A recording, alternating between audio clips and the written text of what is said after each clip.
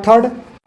तो अब हम शुरू करते हैं क्वेश्चन नंबर थर्ड का पार्ट थर्ड, जिसमें हमारे पास क्वेश्चन था 3/2x + 5y/3 = 7 और दूसरा इक्वेशन था 9x - 10y = 14। यहाँ से हमें निकालना था, फाइंड आउट करनी थी कि कंसिस्टेंट है या और नॉन कंसिस्टेंट। तो बताया था पिछले वीडियो में कि कंसिस्टेंट दो केस में होता है, यदि हमारे दोनों इक्वेशन एक दूसरे को इंटरसेक्ट करे या कंसिस्ट करे तब यहाँ पे क्या बोला जाएगा, कंसिस्टेंट बोला जाएगा, और यदि पैरेलल आता है तो नॉन कंसिस्टेंट होगा। तो हमारे पास दो इक्वेशन था, तो हम यहाँ से निकालना चाहेंगे सबसे पहले यहाँ से a1/a2 और क्या निकालते हैं b1/b2, तीसरा निकालते हैं c1/c2।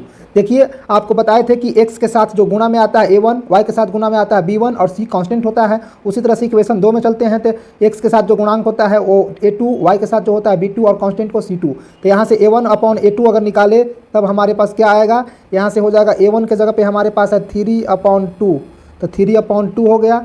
उसके बाद अपॉन में हमारे पास क्या था, अपॉन में था 9, तो 9 आ गया। अगला में निकालेंगे b1/b2 की बात करें तो b1 हमारे पास था 5/3 और b2 था हमारे पास -10। उसी तरह से c1/c2 निकाले तो c1 हमारे पास था 7 और c2 था 14। अब इसको यदि और हल करना आसान करते हैं तो देखिए यहाँ से जो है 2 नीचे आ जाएगा, इसको हल करेंगे तो हो जाएगा 3, 2 नीचे और 9 नीचे आ जाएगा। यानी यदि इसको काटेंगे 3 से कैंसिल होगा 3 बाद में, यानी यह हो गया 1/6। a1/a2 का मान कितना आया 1/6। उसी तरह से अब निकालेंगे b1/b2, तो यहाँ से देखिए अगला हल करेंगे तो 5/3 इंटू में 10 हो जाएगा, यह कैंसिल होगा 5 से 10 2 बार में, इसको हल करेंगे तो 1 हो जाएगा 6। ठीक है, अब निकालेंगे तीसरा में हम निकालना चाहेंगे c1/c2, तो 7/14 था, तो यहाँ से देखिए 7/14 में 2 बार में कैंसिल हो जाएगा, यह भी बचेगा 1/2, यह भी बचेगा 1/2। तो यहाँ से मैंने क्या कंक्लूजन निकाला कि यह देखिए एक 1/6 और 1/2 है, यानी हम लिखना चाहे कंक्लूजन तो 1/6 के सामने अगर 1/6 लिख दें, इसको हम बराबर क्या कर सकते हैं, दोनों बराबर हैं, और 1/2 इसके सामने लिखना चाहें तो क्या बराबर देंगे तो सही होगा, नहीं, एक रॉन्ग हो जाएगा, इसलिए इसे नॉट इक्वल टू होगा। ठीक है, तो यहाँ से देखिए ये 1/6 किसके लिए था, देयरफॉर 1/6 था a1/a2 के लिए, इक्वल टू b1/b2 और नॉट इक्वल टू c1/c2। तो इस केस को क्या कहते थे, इस केस को हम कहते थे, तो मैंने वीडियो में इसके पहले बता चुका हूँ कि यदि a1/a2 equal to b1/b2 not equal to c1/c2 हो तो यह जो केस था पैरेलल का केस था, यानी इसका जो केस होगा यह पैरेलल हो जाएगा। तो पैरेलल जो होता है लाइंस क्या होता है, लाइंस होता है लाइंस आर नॉट इनकंसिस्टेंट, इन लाइन जो होगा क्या होगा, इनकंसिस्टेंट होगा, इनकंसिस्टेंट। सिर्फ पैरेलल के केस में क्या होता है, इनकंसिस्टेंट होता है। यानी हमने क्वेश्चन नंबर 3 का पार्ट 3 देख लिया, अब इसी तरह से क्वेश्चन नंबर 3 का पार्ट 4 देखेंगे। तो देखिए क्वेश्चन नंबर 3 का 4th पार्ट को सोल्व करते हैं। यहाँ हमारे पास दिया था दो इक्वेशन, इक्वेशन नंबर 4 का था 5x - 3y = 11 और सेकंड इक्वेशन था -10x + 6y = -22। तो इस इक्वेशन को सोल्व करेंगे तो यहाँ से हम निकाल रहे थे, सबसे पहले क्या निकाल रहे थे, तो यहाँ से निकाल रहे थे a1/a2 और निकाल रहे थे b1/b2 और तीसरा निकाल रहे थे c1/c2। a1/a2 का मतलब है x का जो कोफिशिएंट था a1 था, तो यहाँ x का कोफिशिएंट 5 है और a2 था तो सेकंड इक्वेशन का x का कोफिशिएंट था तो हो जाएगा -10। उसी तरह से b1/b2, तो b1 किसको बोल रहे थे, y के कोफिशिएंट -3 b1 हो गया और इसमें हो गया y के कोफिशिएंट +6 जो हो गया वह b2 हो गया। तो इसको अगर हम लिखना चाहे तो यह हो जाएगा कितना -3/6। उसी तरह से आगे सोल्व करें c1/c2, यह हमारे पास हो जाएगा 11/-22, 11/-22। 5 का टेबल में 5 on 5 5 to 10 हो गया। उसी तरह से इसमें 3 के टेबल में 6 2 बार में आएगा, 11 के टेबल में 22 2 बार में आएगा। तो यहाँ से हमने क्या निकाला कि यह हमारा अगला हल हो गया 1/2, इसका भी वैल्यू आया 1/2, लेकिन इसके पहले माइनस था, यह भी आ गया -1/2। तो हमने यहाँ से देखा कि a1/a2 बराबर -1/2 और b1/b2 बराबर -1/2 और c1/c2 बराबर भी -1/2। तो देयरफॉर कंक्लूजन क्या निकला, कंक्लूजन निकला कि a1/a2 बराबर आ रहा है हमारे पास b1/b2 और यह भी बराबर आ रहा है C1/C2 का। तब इस कंडीशन को, यह जो कंडीशन फॉलो होता है, यह किसका होता है? यह होता है कंसिस्टेंट का, कि लाइन्स क्या होता है? लाइन होता है कोइंसिडेंट, लाइन आर कोइंसिडेंट। तो यदि लाइन जो होगा कोइंसिडेंट होगा तो इक्वेशन क्या होगा? कंसिस्टेंट होगा। Equation are consistent.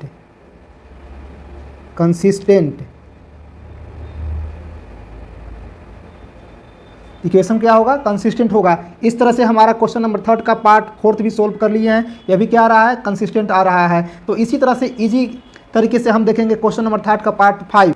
तो शुरू करते हैं क्वेश्चन नंबर 3 का पार्ट क्वेश्चन नंबर 3 का पार्ट 5। पार्ट 5 का क्वेश्चन हमारे पास था 4/3x + 2y = 8 और सेकंड इक्वेशन था 2x + 3y = 12। इसे हमें जांच करनी थी, फाइंड आउट करना था कि कंसिस्टेंट है और इनकंसिस्टेंट है। तो दोनों कंडीशन में निकालेंगे कि कंसिस्टेंट क्या है और नॉन कंसिस्टेंट क्या है।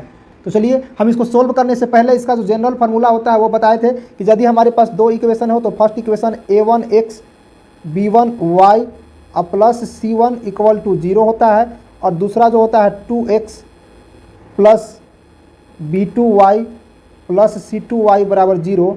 तब वहाँ से हम क्या निकाल रहे थे? a1/a2 और निकाल रहे थे b1/b2 तथा c1/c2।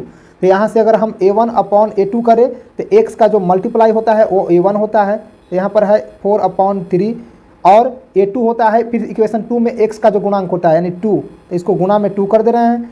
इसको हल करेंगे तो 2 का टेबल में 2 टाइम्स में आएगा। तो इसके बाद अगला देखेंगे b1/b2 निकाले तो b1 हमारे पास 2 था और b2 था 3 यानी 2/3। आगे निकालेंगे c1/c2 तो c1 हमारे पास था 8 और c2 था 12 यानी 8/12। अब यह हल हो गया तो देखिए यहाँ से हमारे पास कितना आ गया? 2/3 और 8/12 को किसी न किसी चीज़ से कैंसिल किया जा सकता है। हमारे पास आया 8/12। इसको 4 का टेबल में 2 बार में, 4 का टेबल में 3 बार में। यहाँ से देखने पर आपको क्या पता चल रहा है? यहाँ से देखने के बाद पता चला कि 2/3 आया a1/a2 का, b1/b2 का मान 2/3 और c1/c2 का भी वैल्यू 2/3 आया। तो यहाँ से यदि हम इसका मान हल कर दे तो यहाँ से कंक्लूजन क्या निकला कि a1/a2 का वैल्यू हमारे पास 2/3 आया और b1/b2 का भी वैल्यू आया 2/3 और c1/c2 का वैल्यू आया 2/3। तो इस कंडीशन में देखिए सब इक्वल है तो यहाँ से कंडीशन क्या निकला? कंडीशन निकला कि a1/a2 = b1/b2 बराबर c1/c2 है। तो यदि यह कंडीशन फॉलो होता है तो मैंने इंट्रोडक्शन वीडियो और पार्ट 1 जो इसका एक्सरसाइज का है उस वीडियो में देखा था कि लाइंस क्या कहलाते हैं। तो पिछले वीडियो में देखा था कि यदि यह कंडीशन फॉलो होता है, तीनों एक दूसरे के बराबर होता है तो इक्वेशन जो होगा कंसिस्टेंट होगा। इक्वेशन क्या होगा? कंसिस्टेंट। अब देखेंगे अगला क्वेश्चन। तो क्वेश्चन नंबर 4 पर अब चलेंगे। क्वेश्चन नंबर 4 का पार्ट 1 है कि which of the following pairs of a linear equation are consistent, inconsistent, if consistent operate the solution graphically. यदि कंसिस्टेंट है तब इसका सॉल्यूशन ग्राफिकली मेथड से निकलना है। तो चलिए क्वेश्चन नंबर 4 का पार्ट 1 देखते हैं। पार्ट 1 में हमारे पास दो इक्वेशन दिए हुए हैं। तो हमारे पास क्वेश्चन था x + y = 5 और 2x + 2y = 10। तो देखिए यहाँ से हमको दो इक्वेशन था, दो इक्वेशन को हमारे पास सबसे पहले निकालेंगे a1/a2 b1/b2 और c1/c2। a1/a2 किसको कहते हैं? तो x का जो कोफिशिएंट 1 है यह a1 है और y का जो कोफिशिएंट यहाँ पे 1 है यह b1 है और 5 जो है c1 है। इसी तरह से इक्वेशन 2 में चलेंगे तो इक्वेशन 2 में x का कोफिशिएंट 2 जो है यह a2 है और y का कोफिशिएंट जो 2 है यह b2 है और 10 c2 है। तो यहाँ पे पुट करेंगे तो 1/5 हो जाएगा a1/a2 बराबर। उसी तरह से b1/b2 बराबर भी हमारे पास जो होगा यहाँ से पुट करेंगे a1/a2 तो यहाँ से होगा 1/2 और B1 अपॉन B2 पुट करेंगे तो यह होगा 1/2 और C1 अपॉन C2 पुट करेंगे तो C1 हमारे पास 5 था और C2 प्लस 10 यानी 5/10। तो देखिए हमारे पास A1 अपॉन A2 बराबर 1/2 आया, B1 अपॉन B2 बराबर 1/2 आया और C1 अपॉन C2 बराबर 5/10 आया। 5/10 किसी न किसी चीज़ से कैंसिल होगा तो 5 का टेबल में 10 2 बार में आता है, तो यहाँ भी आया 1/2, बाकी सब 1/2 सब 1/2 आ गया। तब यहाँ से मैं क्या कंक्लूजन निकाल सकता हूँ, तो मैंने यहाँ से कंक्लूजन निकाला कि A1/A2 बराबर 1/2 और B1/B2 बराबर 1/2 और C1 अपॉन C2 बराबर 1/2। देयरफॉर क्या कंक्लूजन निकाला जा सकता है, कंक्लूजन निकाला जा सकता है A1 अपॉन A2 बराबर B1 upon B2 equal to C1 upon C2। यदि यह कंडीशन फॉलो होता है तो दोनों इक्वेशन क्या होते हैं, दोनों इक्वेशन जो होते हैं वह कंसिस्टेंट होते हैं। तो यहाँ से लाइन्स आर क्या होगा, कंसिडेंट हो जाएगा, लाइन्स आर कंसिडेंट। यदि लाइन कंसिडेंट होता है तो इक्वेशन आर क्या होगा, कंसिस्टेंट हो जाएगा, इक्वेशन आर कंसिस्टेंट। तो यदि इक्वेशन कंसिस्टेंट होता है तभी उसका सोल्यूशन निकाला जा सकता है, यानी इट मीन्स इसका सोल्यूशन निकाला जा सकता है। किस मेथड से निकालेंगे, यहाँ मेंशन किया है ग्राफिकली मेथड से। तो चलिए अब हम चलते हैं ग्राफ पर। तो ग्राफिकली मेथड से निकलने के लिए सबसे पहले हमें दो कॉलम बनाना पड़ेगा, इक्वेशन 1 से और इक्वेशन 2 से। तो इक्वेशन 1 से कॉलम बनाएंगे, चलिए इक्वेशन 1 से एक कॉलम बनाते हैं।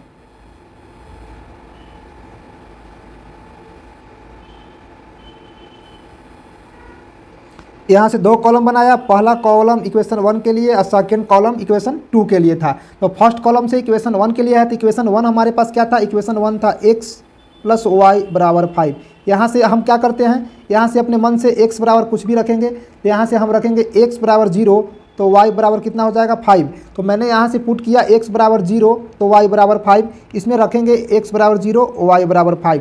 अब हम सेकंड में x बराबर कुछ भी रख सकते हैं, तो चलिए यहाँ से सेकंड इक्वेशन में हम रखते हैं x बराबर 5। तो x बराबर 5 रखेंगे तो देखिए इक्वेशन हमारे पास बन जाएगा x के जगह पे 5 और y का वैल्यू y बराबर 5।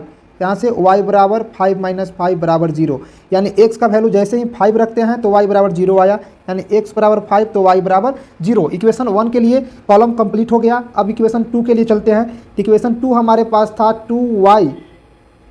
2x plus 2y equal to 10। तो यहाँ से मैं x का वैल्यू कुछ भी रख सकता हूँ, तो यहाँ से x का वैल्यू 2 रखूँगा तो देखिए यहाँ से हो जाएगा 2 × 2 प्लस का 2y बराबर का 10, यानी इसको हल करेंगे तो 2y बराबर 10 पहले से था, अब 4 चल जाएगा लेफ्ट साइड में, यानी यह हमारे बचेगा 6 हो गया। तो y बराबर 6/2 यानी 3। तो मैंने यहाँ से जैसे ही x बराबर 2 पुट किया y बराबर 3 आ गया, यानी x बराबर 2 पुट करें तो y बराबर 3। अब हम x का वैल्यू कुछ और रखेंगे, तो यहाँ से x बराबर रख रहे हैं 4, तब y बराबर कितना हो जाएगा, देखिए तो x बराबर 4 तो 2 × 4 अब प्लस का 2y बराबर का 10, यहाँ से हमारे पास 2y बराबर 10 माइनस 8 बराबर 2, यहाँ से y बराबर 2/2 यानी 1 आया। तो यहाँ पुट करने के बाद जैसे ही मैंने x बराबर 4 पुट किया y बराबर 1 आया, यानी x बराबर 4 y बराबर 1। अब चलते हैं हम सीधा ग्राफ पर। तो अब हम इसको ग्राफ पे प्लॉटिंग करेंगे। तो प्लॉटिंग क्या करना है, हमारे पास इक्वेशन था x बराबर 0 तो y बराबर 5, यानी x बराबर 0 यहाँ पे आएगा और y बराबर 5, y यानी ऊपर की ओर इस पॉइंट पे हमें आएंगे। चलिए इसको हम यानी 0 5 x बराबर 0 y बराबर 5 इस पॉइंट पे आएगा, इस पॉइंट पे आएगा। अब हमारे पास दूसरा इक्वेशन से दूसरा क्या लेके चलेंगे, दूसरा x का वैल्यू 5 था y बराबर 0, x का वैल्यू 5 यानी x का वैल्यू 5 यहाँ पे आएगा, y बराबर भी 0 इसी पॉइंट पर होगा। इसको हम लोग यानी इस पॉइंट पे होगा, कितना होगा, यह होगा 5 0 और यह होगा 0 5, दोनों में अंतर है। तो चलिए यहाँ से 0 5 और 5 0 को एक स्केल लेंगे और इन दोनों लाइन को मिलाएंगे, यहाँ से इस लाइन से होते हुए इस लाइन से एक स्केल की मदद से सीधा लाइन खींचेंगे। इक्वेशन को मिलाएंगे तो हमारे पास पॉइंट आया 2 3 4 और 1, यानी इस पॉइंट को और इस पॉइंट को मिलाएंगे। पॉइंट कौन सा, यहाँ से 2 3 और 4 1, यह पॉइंट था हमारा 4 1, इसको मिलाएंगे दोनों को। तो चलिए हम एक स्केल की मदद से इसको, तो देखिए यहाँ पे रेड लाइन के ऊपर एक ब्लू लाइन खींचा गया है, यानी इसे साफ जाहिर है कि रेड लाइन के ऊपर जस्ट ऊपर में एक दूसरा लाइन आ गया है। इसी को तो हम बोलते थे क्या, इसी लाइन को बोला। तो देखिए इसके इस क्वेश्चन के इन्फिनाइट आंसर होंगे, सॉल्यूशन इन्फिनाइट होंगे। तो इसके इस क्वेश्चन का आंसर लिखने की जरूरत नहीं है, इस ग्राफ पे जितने भी पॉइंट बने हुए हैं सारे आंसर होंगे और बहुत सारे आंसर होंगे, तो इसका आंसर लिखने की जरूरत नहीं है। तो इसका हम थर्ड का ही और अगला क्वेश्चन देखते हैं। तो अब चलते हैं क्वेश्चन नंबर 4 का पार्ट 2। पार्ट 2 का जो क्वेश्चन था उसको लेकर के चलते हैं। तो हमें सबसे पहले पता करना होगा A1/A2 B1/B2 बराबर C1/C2। यह तीन चीज़ हमें पता करना होगा। तो चलिए हम C1/C2 भी निकालेंगे। तो देखिए A1/A2 किसको कहेंगे, तो x का जो कोफिशिएंट था 1 था और सेकंड इक्वेशन में जो था 3 था, तो 1/3। उसी तरह से B1/B2 करेंगे तो B1 हमारे पास था -1 और B2 था हमारे पास -3। यह माइनस माइनस हल हो गया तो 1/3 आ गया। अब अगला हल करेंगे C1/C2 तो C1 था 18 = 16 था। इसको हल करेंगे तो देखिए इसके बाद हमें क्या पता चला कि देखिए यहाँ पे A1/A2 था 1/3, B1/B2 था 1/3 और C1/C2 था 8/16। 8/16 कैंसिल होगा, 8 का टेबल में 1 आया होगा 2 बार में। तो देखिए यहाँ से हमारे पास क्या आया, यहाँ से आया A1/A2 = B1/B2, लेकिन यह इक्वल नहीं आया C1/C2 का। तो यह जो कंडीशन होता है यह पैरेलल का होता है। तो लाइन्स आर पैरेलल होंगे, जैसे ही लाइन्स आर पैरेलल होंगे तो इक्वेशन क्या होगा, इनकंसिस्टेंट।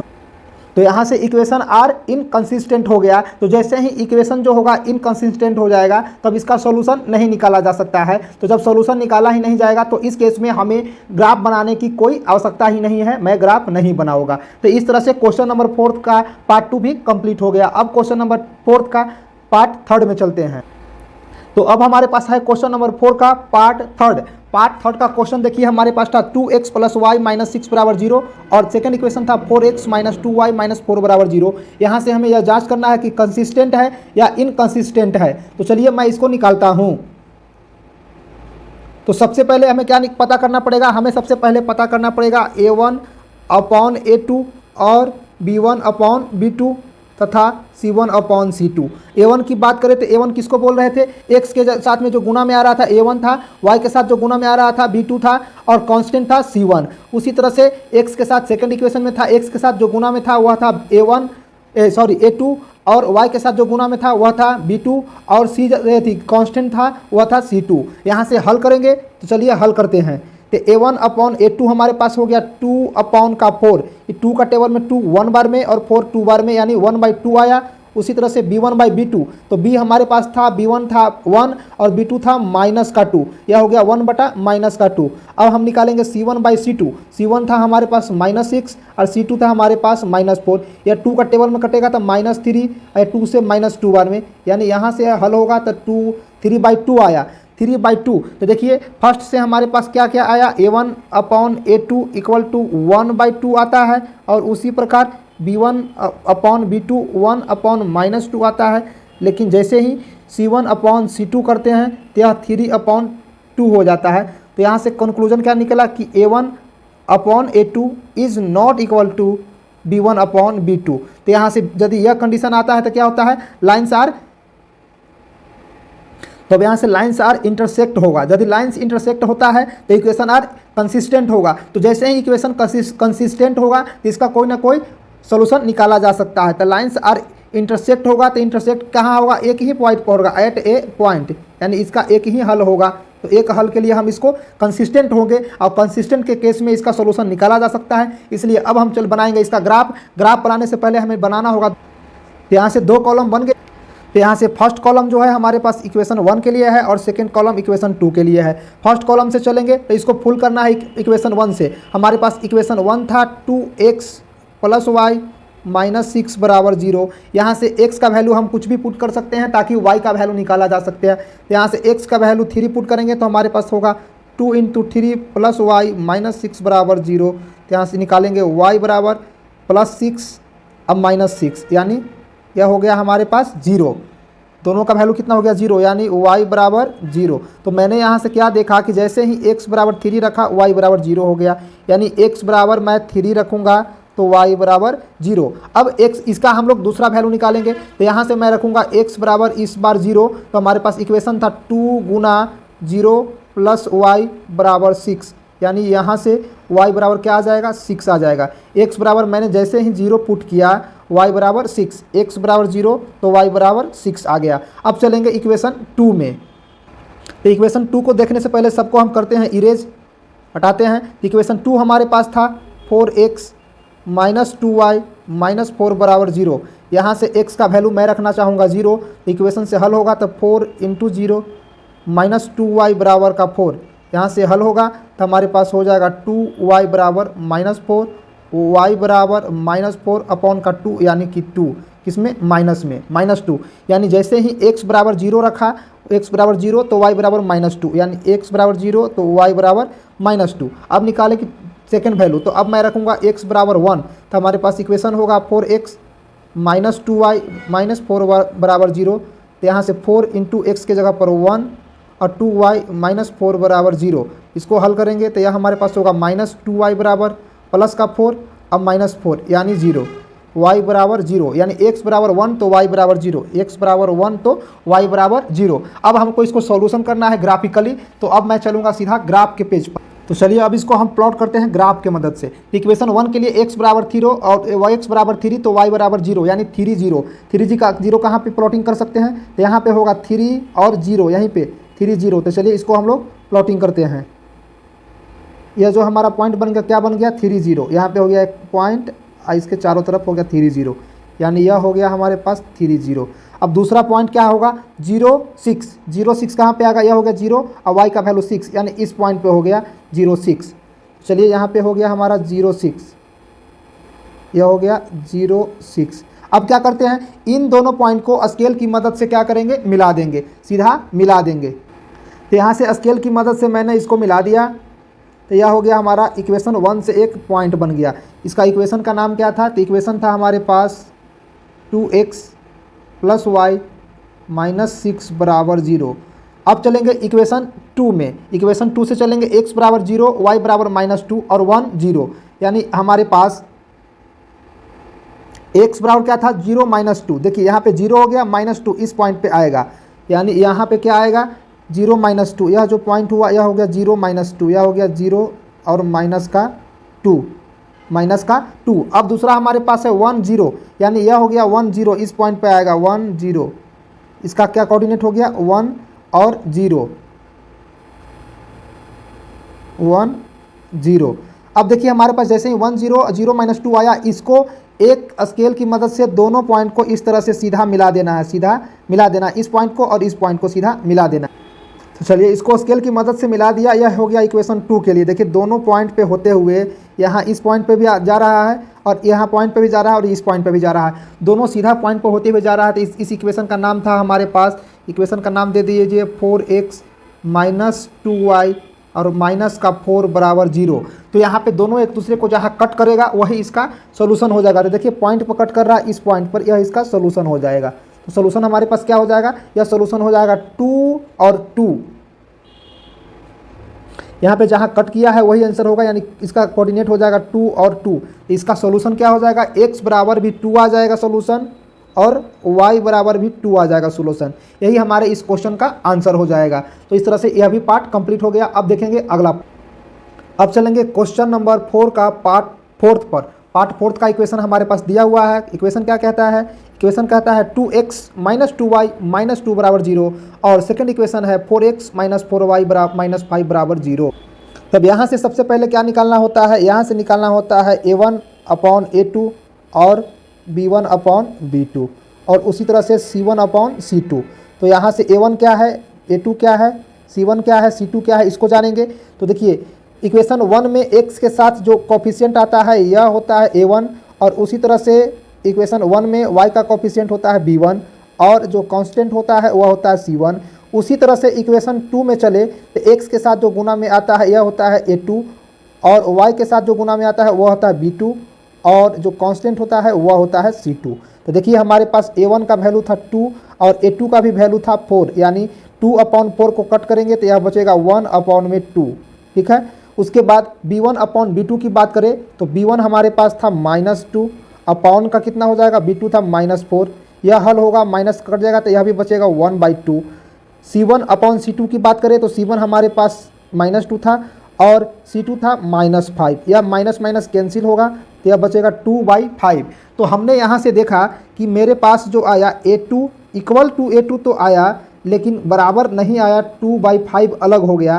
कंक्लूजन क्या निकला कि हमारे पास a1/a2 is equal to b1/b2 is not equal to c1/c2। तो जैसे यह कंडीशन होता है लाइंस क्या हो जाता है, लाइंस आर पैरेलल हो जाता है, लाइंस आर पैरेलल हो जाता है। अब पैरेलल के केस में इक्वेशन जो होता है इनकंसिस्टेंट हो जाता है। इक्वेशन क्या होगा, इक्वेशंस आर इनकंसिस्टेंट। इनकंसिस्टेंट का मतलब इसका कोई सॉल्यूशन नहीं निकाला जा सकता है। तो जब सॉल्यूशन ही नहीं निकाला जा सकता है तो इसे हमें ग्राफ बनाने की कोई आवश्यकता ही नहीं है, इसलिए हम ग्राफ नहीं बनाएंगे। अब चलेंगे अगले नंबर क्वेश्चन। हमारा क्वेश्चन नंबर 5 है, half the perimeter of a rectangular garden whose length is 4 meter more than its width is 36 meter, find the diameter of garden. हमें ग्राफ की मदद से इसका गार्डन का क्या निकालना है, डायमीटर निकालना है, डायमेंशन निकालना है, यानी लेंथ और ब्रीथ निकालना है। तो सबसे पहले हमारे पास क्वेश्चन के जो अनुसार कह रहा था उसको हम लोग लेट कर लेंगे। यहाँ पे सबसे इंपॉर्टेंट है ग्राफ के लिए इक्वेशन बनाना, बाकी तो आप ग्राफ निकालना सीख ही गए हो। तो इक्वेशन कैसे बनेगा, तो यहाँ से कह रहा था कि half the perimeter of rectangular garden, या रेक्टेंगुलर गार्डन का जो पेरीमीटर है वो हाफ जब निकालेंगे तो वह 36 मीटर हो जाएगा। तो हम यहाँ से लेंथ और ब्रीथ को लेट कर लेंगे। तो चलिए यहाँ से लेट करते हैं, यहाँ से लेट कर लेते हैं। लेंथ ऑफ गार्डन bx, उसी तरह से ब्रीथ जो होगा, breadth of garden by। According to question क्या कह रहा था, जब क्वेश्चन के अनुसार चले तो कह रहा था पेरीमीटर, हाफ ऑफ पेरीमीटर, तो हाफ का मतलब 1/2 और पेरीमीटर, तो देखिए रेक्टेंगुलर का पेरीमीटर होता है 2 इंटू लेंथ प्लस ब्रीथ। यहाँ पे लेंथ x और ब्रीथ y माने हैं, तो यहाँ पे ब्रैकेट करेंगे 2 इंटू एक्स प्लस वाई आ गया, यह हो गया क्या पेरीमीटर का। इक्वल टू क्या कह रहा है कि जो इसका पेरीमीटर का हाफ होता है वह 36 हो जाता है। यहाँ से जो कैंसिल होंगे उसे कैंसिल आउट करेंगे, जो कैंसिल आउट नहीं होगा उसको रहने देंगे। चलिए इसको कैंसिल आउट करेंगे, यहाँ से देखिए 2 से 2 कैंसिल आउट हो जाएगा, तो हमारे पास बचा x प्लस का y बराबर 36।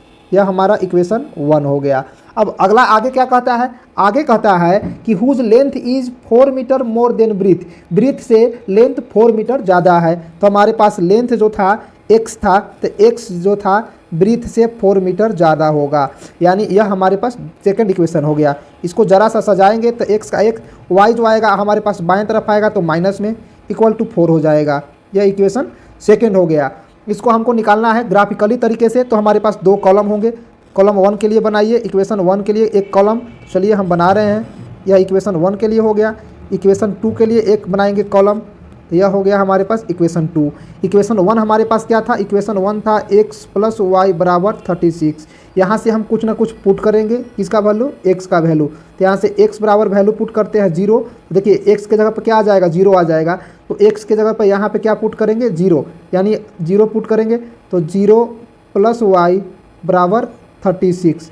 तो हमारे पास y बराबर क्या बचेगा, 36। तो जैसे ही हमने वैल्यू पुट किया x बराबर 0, x बराबर क्या पुट किया, 0 पुट किया, तो y बराबर क्या आ गया, 36। तो यहाँ पे वैल्यू रखेंगे, x बराबर क्या रखें, x बराबर 0, तो y बराबर 36। अब इसी में चलेंगे दूसरा, अब इस बार कुछ ना कुछ दूसरा पुट करेंगे। तो यहाँ से पुट करते हैं x बराबर, तो चलिए मैंने 2 कॉलम बना लिया है। यह है कॉलम 1 के लिए और सेकंड है कॉलम 2 इक्वेशन 2 के लिए। तो इक्वेशन 1 से चलेंगे। इक्वेशन 1 हमारे पास क्या था, इक्वेशन 1 था x प्लस वाई बराबर 36। यहाँ से x बराबर अपने मन से कुछ भी पुट करेंगे, तो मैं यहाँ से पुट कर रहा हूँ x बराबर 0। तो जैसे ही मैं x बराबर 0 पुट करूँगा तो यहाँ से जो होगा, यहाँ से इक्वेशन 1 से क्या होगा, x के जगह पर क्या आ जाएगा, 0 आ जाएगा। तो x के जगह पर आ गया 0 और प्लस वाई इक्वल टू 36 रहेगा, देयरफॉर x बराबर 36 हो गया। तो देखिए मैंने जैसे ही x बराबर पुट किया 0 तो y बराबर 36, यानी x बराबर मैंने पुट किया 0 तो y बराबर 36 आ गया। अब मैं सेकेंड बार कुछ पुट करूंगा, तो इस बार पुट कर रहा हूं x बराबर 36, उल्टा पुट कर रहा हूं। तो x के जगह पर आ गया 36 और प्लस का y, अब बराबर में था हमारे पास 36। तो यहाँ से y बराबर आ गया 36 और अपॉन का 36, माइनस का 36 बराबर में 0।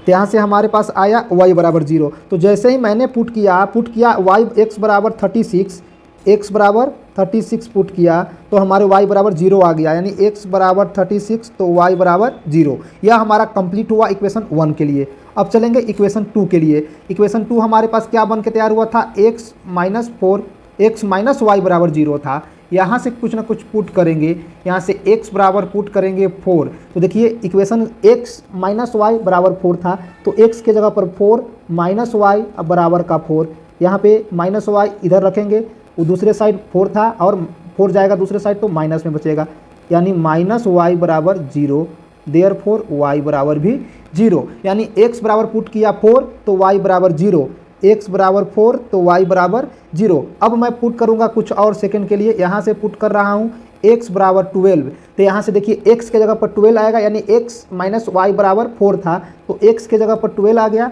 माइनस वाई बराबर का 4 था, यह हल होगा तो बचेगा माइनस वाई बराबर 4 और 12 जाएगा तो माइनस में, यानी माइनस वाई बराबर -8, देयरफॉर y बराबर 8। तो मैंने जहाँ x बराबर 12 पुट किया तो y बराबर 8 आ गया, यानी x बराबर 12 तो y बराबर 8 आ गया, यानी 2 कॉलम को मैंने तैयार कर लिया है। अब चलेंगे ग्राफ के पेज पर प्लॉट। तो यह ग्राफ मैंने बना लिया है, अब इस पर हम क्या करेंगे, प्लॉटिंग करेंगे। तो यह हमारा एक्सिस था, इधर था x, यह था x डैश जो कि नेगेटिव में था, यह था y, नीचे y डैश था। तो सबसे पहला हमारे पास था x बराबर 0 तो y बराबर 36, देखिए x बराबर 0 हो गया, y बराबर 36 पे जाएंगे, यानी ऊपर की ओर जाएंगे 36 पे 36 पर, यानी यहाँ पे प्लॉटिंग हुआ जाएगा, इस पर हम प्लॉटिंग करेंगे। चलिए हम प्लॉटिंग करते हैं। तो यहाँ पे एक पॉइंट ले लेते हैं, इस पर हमारा एक क्या होगा, यह हो गया, इसका नामकरण अगर करना चाहे कोऑर्डिनेट का तो यह हो गया 0, 36, एक पॉइंट आ गया। दूसरा पॉइंट था हमारे पास 36, 0, यानी x का वैल्यू 36 होगा, देखिए x का वैल्यू है तो x तरफ चलेंगे, x कहाँ है 36, इस पॉइंट पे 36 है और 0 है, यानी यहाँ पे आएगा। तो चलिए यहाँ पे हम प्लॉटिंग करते हैं। यह जो हमारा पॉइंट आया यह हो गया 36 और 0। अब इन दोनों लाइन को सीधा स्केल की मदद से मिलाएंगे। तो देखिए मैंने इसको मिला दिया, दोनों पॉइंट को एक सीधी स्केल की मदद से मिला दिया। यह हमारा इक्वेशन 1 के लिए एक ग्राफ हो गया। इस इक्वेशन का नामकरण करेंगे तो यह हो जाएगा x + y = 36। अब चलेंगे इक्वेशन 2 के लिए। तो इक्वेशन 2 पर जाएंगे तो x के लिए 4 था, y के लिए 0 था, यानी x के लिए 4, y के लिए 0। तो x के लिए 4, 0 पर जाएंगे तो हमारे पास 4, 0 कहाँ है, यह हो गया 4 और 0 इस पॉइंट पे, यहाँ पे, यानी यह पॉइंट जो देखा जाए यह हो गया 4, 0, नामकरण करेंगे 4, 0।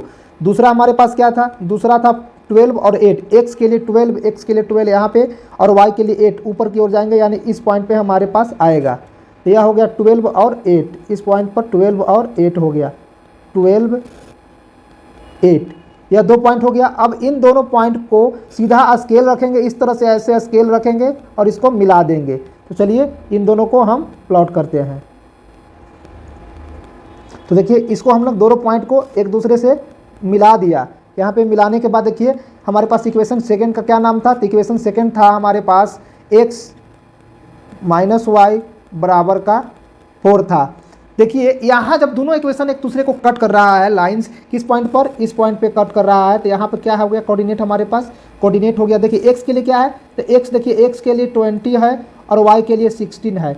इस तरह से हमारे पास जो सॉल्यूशन होगा x के लिए 20 होगा और y के लिए 16 होगा। यही हमारा इस दोनों इक्वेशन का सॉल्यूशन हो गया, यानी दोनों एक जहाँ पे दूसरे को क्रॉस करता है वही हमारा सॉल्यूशन हो गया। तो क्रॉस कर रहा था 20 और 16 पर, 20 और 60 पर, तो यह हमारा सॉल्यूशन हो गया। x किसको माने थे, तो x हम लोग माने थे लेंथ को, तो हमारे पास लेंथ बराबर, लेंथ माने तो x को, x हो जाएगा हमारे पास 20, और ब्रीथ किसको माने थे, ब्रीथ माने थे y को, तो y बराबर हमारे पास कितना हो जाएगा 60। तो इस तरह से हमने इसको भी कंप्लीट कर लिया। अब चलते हैं नेक्स्ट को। तो अब देखते हैं क्वेश्चन नंबर 6। क्वेश्चन नंबर 6 क्या कहता है, given the linear equation 2x + 3y - 8 = 0, right another linear equation in 2 variable such that geometrical representation of the pair so formed is, 3 दे दिए हैं, इंटरसेक्टिंग लाइन, सेकंड है पैरेलल लाइन और third है coincident line. यानी एक इक्वेशन हमारे पास दिया हुआ है जो कि है 2x + 3y - 8 के फॉर्म में। एक अनदर इक्वेशन मुझे अपने खुद से फाइंड आउट करना है ताकि 3 इनके जो है स्टेटमेंट सही हो। पहला स्टेटमेंट में है कि एक ऐसा इक्वेशन आपको निकालनी है जिससे यह जो दोनों पेयर है वह इंटरसेक्टिंग लाइंस का निर्माण कर सके। तो सबसे पहले इंटरसेक्टिंग लाइन के लिए हम लोगों ने पढ़ा था कि जैसे ही इंटरसेक्टिंग लाइन होता है यह हमारे पास फुलफिल करता है A1/A2 not equal to B1/B2 का। तो इसमें हमें एक ऐसा ही 2 इक्वेशन चूज करना है जिसमें से इसको फुलफिल करे, जिसमें से पहला इक्वेशन गिवन है, क्या गिवन है, 2x प्लस 3y माइनस 8 बराबर 0 है। तो मुझे अब सेकंड इक्वेशन खुद से चॉइस करना है ताकि यह फुलफिल हो जाए। तो चलिए मैं इसको फुलफिल करूँगा। 3x प्लस 5y माइनस 3 बराबर का 0, यह फुलफिल, यह मैंने अपने से लिया। देखिए हमारा इक्वेशन फुलफिल होता है कि नहीं, इसके लिए देखिए a1/a2 निकालेंगे। तो a हमारे पास था 2 और a2 था 3, तो a हो जाएगा 2/3। और उसी तरह से निकालेंगे b1/b2, तो b1 था 3 और b2 था 5, यानी 3/5। तो देखिए यह नॉट इक्वल टू, यह क्लियर हो रहा है, दोनों नॉट इक्वल टू है, यानी हमारा गिवन जो इक्वेशन है जो मैंने यहाँ पे लेट किया है वो हमारा सही है। अब चलते हैं इसी तरह से इक्वेशन 2 पर। अब चलेंगे क्वेश्चन नंबर 2 पर। तो क्वेश्चन नंबर 2 हमें पैरेलल लाइंस निकालने हैं, और पैरेलल लाइंस के लिए क्या कंडीशन होना चाहिए, a1/a2 is equal to b1/b2 not equal to c1/c2। यह कंडीशन फुलफिल होने चाहिए, जहाँ से एक गिवन इक्वेशन हमारे पास है 2x प्लस 3y माइनस 8 बराबर का 0 गिवन है। अब हमें दूसरा एक अनदर इक्वेशन निकालना है। तो ऐसा कीजिए, देखिए पहला a1/a2 बराबर b1/b2 इक्वल होना चाहिए। तो इक्वल करने के लिए आप ऐसा कर दीजिए, इसका 2 से मल्टीपल कर दीजिए, यानी 2 का कर दीजिए 4x और 3 का कर दीजिए 6x। यह दोनों जो होंगे इक्वल हो जाएंगे, क्योंकि दोनों में 2 का मल्टीपल है। लेकिन जैसे ही c1/c2 में चलते हैं तो यह इक्वल नहीं होना चाहिए, तो यह 2 का मल्टीपल नहीं करेंगे, नहीं तो इक्वल हो जाएगा। यहाँ कुछ अलग से करेंगे। तो चलिए यहाँ से मैं कर रहा हूँ, यहाँ पे मैं करूँगा -3 बराबर 0। तो यह जो है इस कंडीशन को फॉलो करेगा। तो फॉलो करता है कि नहीं, इसकी हम लोग सत्यता की जांच करेंगे। तो जांच करने के लिए मैं निकालूंगा, तो हमें निकालना होगा a1/a2। तो a1/a2 निकालेंगे तो यहाँ से होगा 2/4 और दूसरा होगा b1/b2। तो b1 हमारे पास है 3/6। तो देखिए यहाँ से 2/4 को कैंसिल होगा, ये 1/2 हो जाएगा और 3/6 1/2 हो जाएगा, यानी ये दोनों बराबर हो गया।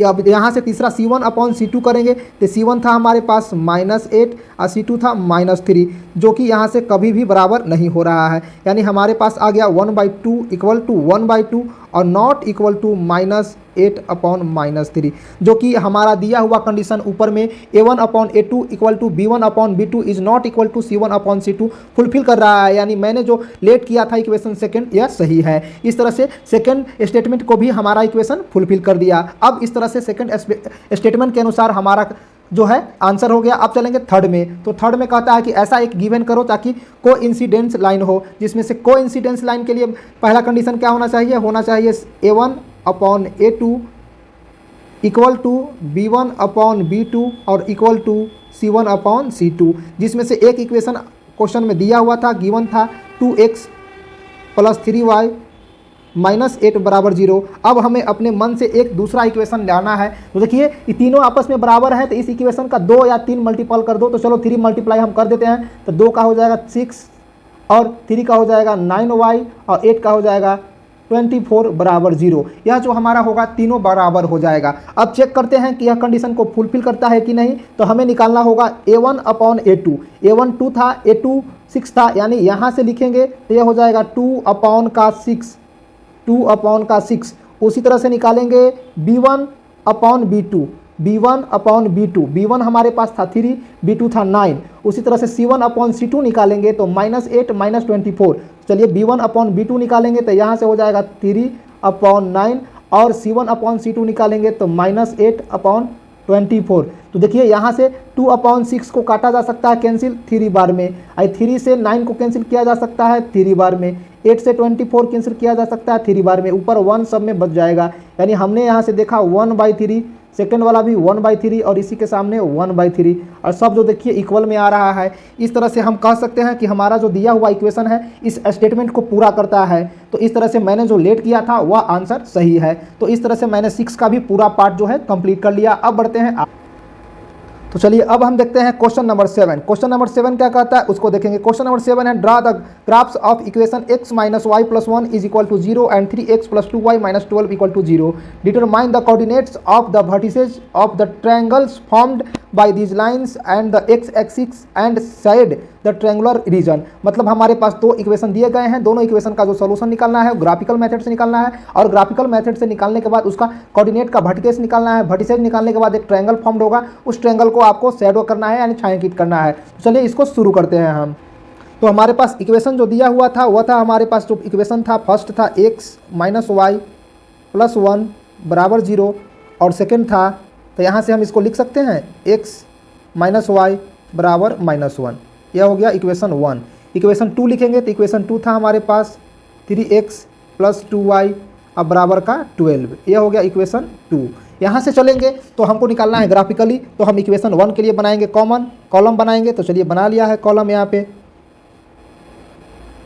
यह हो गया इक्वेशन 1 के लिए। अब बनाते हैं इक्वेशन 2 के लिए कॉलम,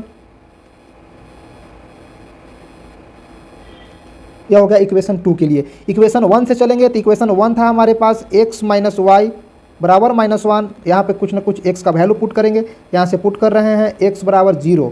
तो जैसे ही x बराबर 0 पुट करेंगे तो यह होगा 0 माइनस वाई बराबर -1, यानी y बराबर हमारे पास 1 आ गया। तो मैंने जैसे ही पुट किया वैल्यू x बराबर 0 तो y बराबर 1 आ गया। तो चलिए कॉलम में पुल करते हैं, x बराबर 0 तो y बराबर 1। अब चलते हैं सेकेंड में। सेकेंड में हम x का वैल्यू क्या पुट करें, तो यहाँ से पुट करते हैं x इक्वल टू पुट बराबर 0, यहाँ से वैल्यू पुट करते हैं x बराबर -1। तो जैसे ही -1 पुट करेंगे तो x के जगह पर -1 और y बराबर -1। यहाँ से हल करेंगे तो -1 बराबर -1 + 1 0, देयरफॉर y बराबर 0। तो यहाँ से हम लोगों ने देखा कि जैसे ही x का वैल्यू -1 पुट करते हैं y का वैल्यू 0 आ जाता है। इसको भरेंगे कॉलम में, तो x बराबर मैंने रखा था -1 तो y बराबर आ गया 0। इस तरह से इक्वेशन 1 कंप्लीट हो गया, 2 कॉलम। अब इक्वेशन 2 के लिए कॉलम को फुलफिल करेंगे। तो चलिए इक्वेशन 2 हमारे पास क्या था, इक्वेशन 2 था हमारे पास 3x + 2y बराबर का 12। यहाँ पे पुट करेंगे वैल्यू, क्या पुट करेंगे, पुट x बराबर पुट करेंगे हम 0, x बराबर 0 पुट करेंगे। तो देखिए 3 इक्वेशन हमारे पास क्या था, इक्वेशन हमारे पास था 3x, तो 3 का 3 और x के जगह पर रहेगा 0, प्लस में रहेगा 2y इक्वल टू 12। इसको हल करेंगे तो यह हमारे पास हो गया 2y बराबर 12, देयरफॉर 12 और 2 नीचे आएगा अपॉन में, यानी 6 बार में कैंसिल हो जाएगा। तो जैसे ही मैंने पुट किया x बराबर 0 तो y बराबर आ गया 6। तो मैं लिखूंगा कॉलम में x के जगह पर 0 और y के जगह पे 6। तो x के जगह पर 0, y के जगह पर 6, एक कॉलम मैंने फिल कर लिया। अब चलेंगे, मैं यहाँ से भी कुछ ना कुछ रखूँगा। इस पर मैं रखूँगा पुट x बराबर 4। मैं क्या रख रहा हूँ, x बराबर 4। तो इक्वेशन हमारे पास था 3x + 2y इक्वल टू 12। तो x के जगह पर अब 4 पुट करेंगे तो यहाँ से हो जाएगा 3 × 4 प्लस में 2y इक्वल टू 12। तो हमारे पास आ जाएगा 2y बराबर 12 अब माइनस का 12 यानी 0, यानी y बराबर क्या आ गया 0। तो जैसे ही मैंने x बराबर 4 पुट किया y बराबर 0 हो गया, यानी x बराबर क्या पुट किया था, x बराबर यहाँ से पुट किया था x बराबर 4 तो y बराबर 0 आ गया। मैंने 2 कॉलम ऑलरेडी तैयार कर लिया है। अब चलते हैं हम ग्राफ पे। तो यह है हमारे पास ग्राफ। अब ग्राफ पे हम स्टार्ट करेंगे प्लॉटिंग करना। तो इक्वेशन 1 के अनुसार हमारे पास x बराबर 0 था तो y बराबर 1 था। तो x 0 कहाँ था, राइट साइड में आता है, x देखिए 0 तो y बराबर 1, यानी इस पॉइंट पे हमारे पास यहाँ जो होगा यहाँ पे प्लॉटिंग करेंगे 0 1। चलिए प्लॉटिंग करते हैं। तो यह हमारा जो होगा ये पॉइंट होगा, यहाँ पे प्लॉटिंग होगा। इसका क्या है, कोऑर्डिनेट 0 और 1 है। तो मैंने एक पॉइंट को डिकोड कर दिया।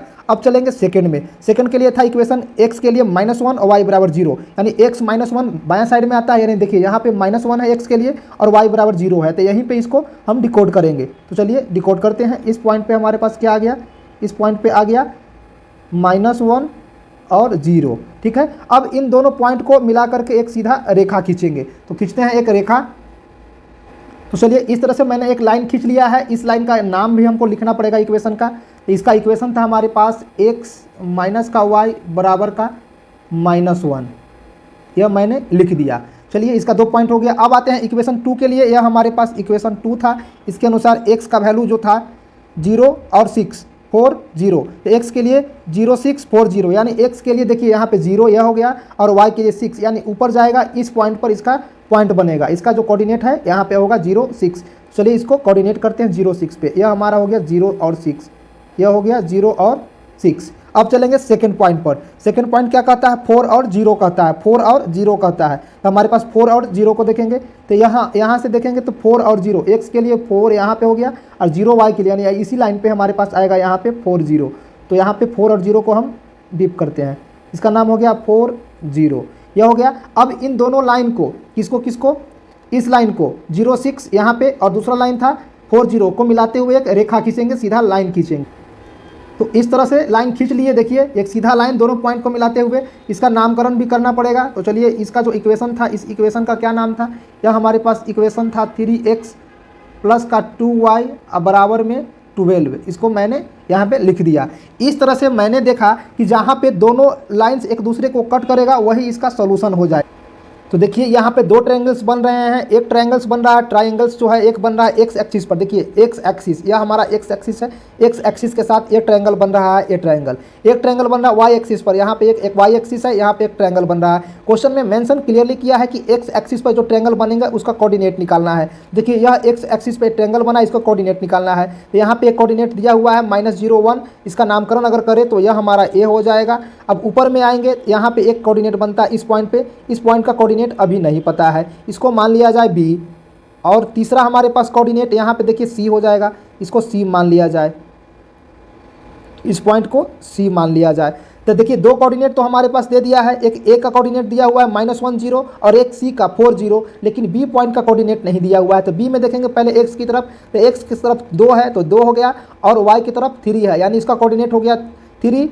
इसका कोऑर्डिनेट देखेंगे तो हो गया 2 3, इसका कोऑर्डिनेट क्या हो गया 2 और 3 हो गया, 2 और 3, एक्स के लिए 2 वाई के लिए 3। तो इस तरह से एक्स एक्सिस पर जो ट्रायंगल बन रहे थे उसका मैंने कोऑर्डिनेट निकाल लिया। अब जो कोऑर्डिनेट इसके बाद ट्रायंगल बना, इसको करना है शैडो। तो हो जाइए आप चित्रकला के लिए तैयार, इसको हम लोग शैडो करते हैं, रंगते हैं। तो इसी तरह से आपको भी शैडो करना है पेंसिल के हेल्प से। तो यह हमारा बन गया ट्रायंगल, और इसी के साथ हमारा आखिरी क्वेश्चन भी, लास्ट क्वेश्चन भी हो गया समाप्त। तो मैंने देख लिया 3.2 का पूरा क्वेश्चन। तो आप इसको अच्छी तरह से तैयारी कीजिए। आशा करता हूँ आपको अच्छी तरह से समझ में आया हो। अगर कोई भी समझ में ना आए तो आप हमें कमेंट करके पूछ सकते हैं।